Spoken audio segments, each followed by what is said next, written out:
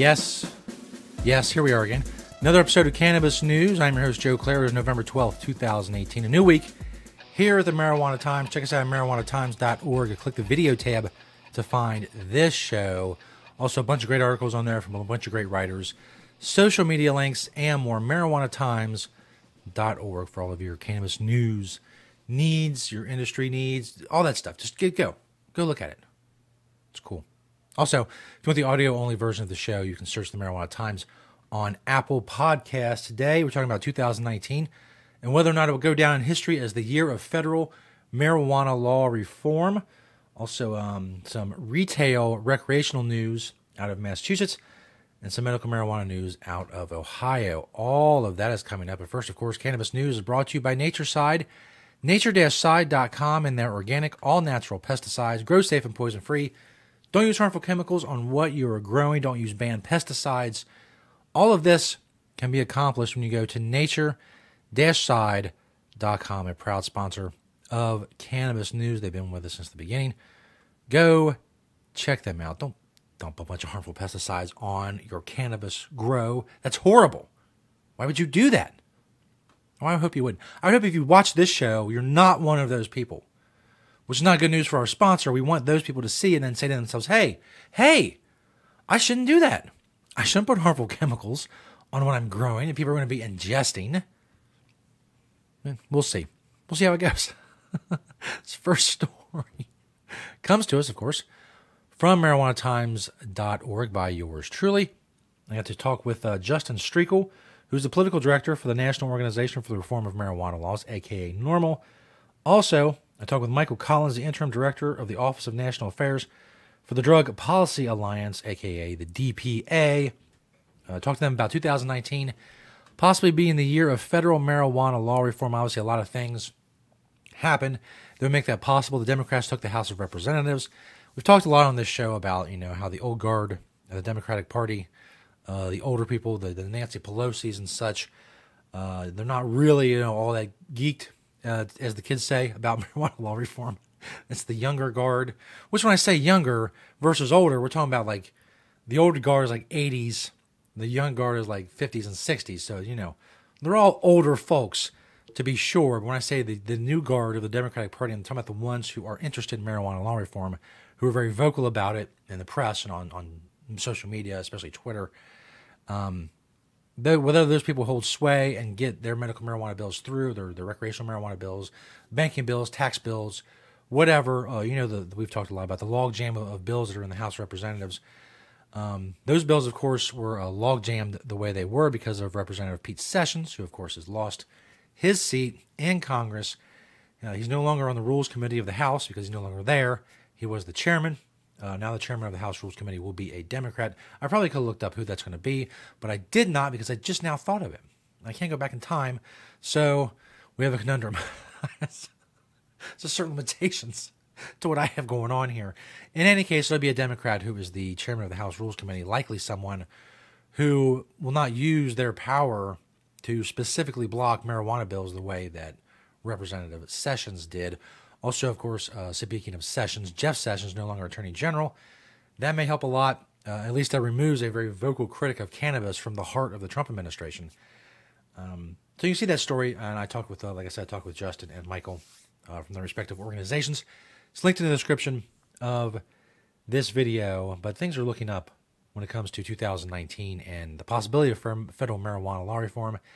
Maybe it's something that, if a bill gets to President Trump, he'll be able to make good on his oft-repeated promises to kind of let states do what they want to do and be kind of supportive of marijuana law reform. I mean, if it gets to his desk, he really doesn't have to be all that supportive. He doesn't have to say anything at all. I don't care. Just sign it. You get a bill about taxes or banking or descheduling, even, hopefully. Representative Blumenauer has a blueprint for marijuana legalization on the federal level. If any of that stuff gets to Trump's desk, I don't need a big press conference. I don't need a big signing ceremony. Just put your name on it. Just do it. I don't care. It takes 2 seconds. Donald J. Trump. Bam. It's done. Never think about it again. Don't worry about what we're doing. Don't worry about cannabis users. We don't want to be worried about. We're nobody's problem. We're not a problem to anyone. We're not infringing on anyone's rights. Just sign the bill and move on. That's what I said about Obama. I don't need Obama to call a press conference and fire up a big blunt and say, "Oh, weed's legal, yo." We don't need any of that. Just sign the bill if it gets to you. Sign it. If it doesn't get to you, well, then somebody screwed up somewhere, and we need to address that problem. Anyway, you get the point. This next story from MassLive.com. The first Massachusetts marijuana retail stores are finally opening. Yes, just a bit of a delay. One of the themes of this show, the delay of the implementation of marijuana reform measures, more than 2 years after Bay State voters approved a ballot question broadly legalizing recreational marijuana. I don't know. I kind of object to the use of the word broadly. It's restrictive as far as things go. State regulators have provided final sign-offs to the stores, and all that's left is the quote, commence operations notice.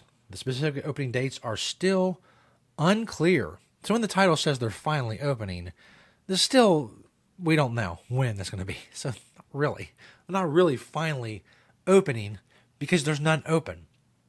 They're getting close to opening, but they've been close to opening for a while now. It's a milestone for a new industry as well as a state that once put a captain in the public stocks for kissing his wife on Sunday. Boy, that's some hardcore old school Massachusetts history right there. I had no idea. Now Massachusetts has legalized recreational and medical marijuana. It's kind of silly, isn't it? I mean, it's kind of a bad comparison.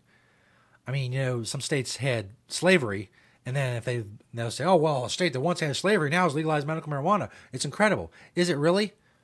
Is it really that incredible when there's a couple 100-year gap in between the events? Probably not. Although if they put a captain in public stocks for kissing his wife on Sunday a couple weeks ago, then yeah, that's a valid. But that sounds like something that might have happened in, say, I don't know, the 1700s. That's my guess. I have no idea.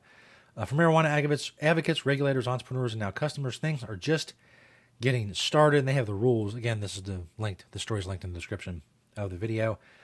You must be 21 years or older, of course, to purchase cannabis. 2 companies received the first Massachusetts retail licenses. New England Treatment Access has a retail store in Northampton. It's the same building as its medical marijuana dispensary at 118 Conz Street, C-O-N-Z. Cultivate has a retail license. Where does it mention Cultivate? It's right up there. I don't know. I don't see it. I hate that when it mentions someone, and it's the first time they mention it. You gotta give me some background. Anyway, there's another one. There's a medical marijuana dispensary, 1764 Main Street in Worcester County. A retail operation is going to be there. A third company, PharmaCannabis Massachusetts in Wareham on 112 Main Street in Massachusetts, of course, also received a retail license after NATA and Cultivate. So they have the licenses. When they're going to open, who knows? Kind of like Ohio. We get a little good segue here.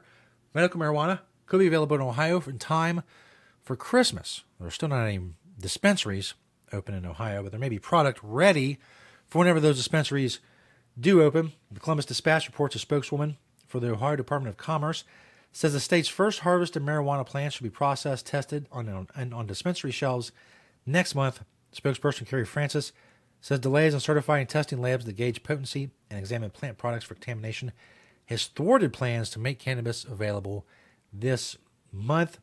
She says large amounts of marijuana should be available at dispensaries starting early next year, so there'll be a bit of a delay. As in Massachusetts, when things first start opening, there's going to be shortages. There's not going to be a plentiful supply to meet the obvious demand that's in Massachusetts, and in this case, Ohio. That stuff takes a while to get ramped up, and you should not be surprised if you're on there on like day 2, this store open, they're like, well, we don't have this, we don't have this, we don't have that, and that's what's coming next week. There's going to be a lot of that to start. Anyway, we'll continue to cover all of that and more here at Cannabis News. Another week here at the Marijuana Times. Check us out at marijuanatimes.org. Thinking of Natureside, nature-side.com, and their organic, all-natural pesticides. Of course, you can find the videos at marijuanatimes.org. You can also search the Marijuana Times on YouTube and Vimeo, and the audio-only version at Apple Podcasts. Search the Marijuana Times on there as well. Thanks, everybody, for checking out the show, liking, sharing, commenting. And we'll see you next time right here on Cannabis News.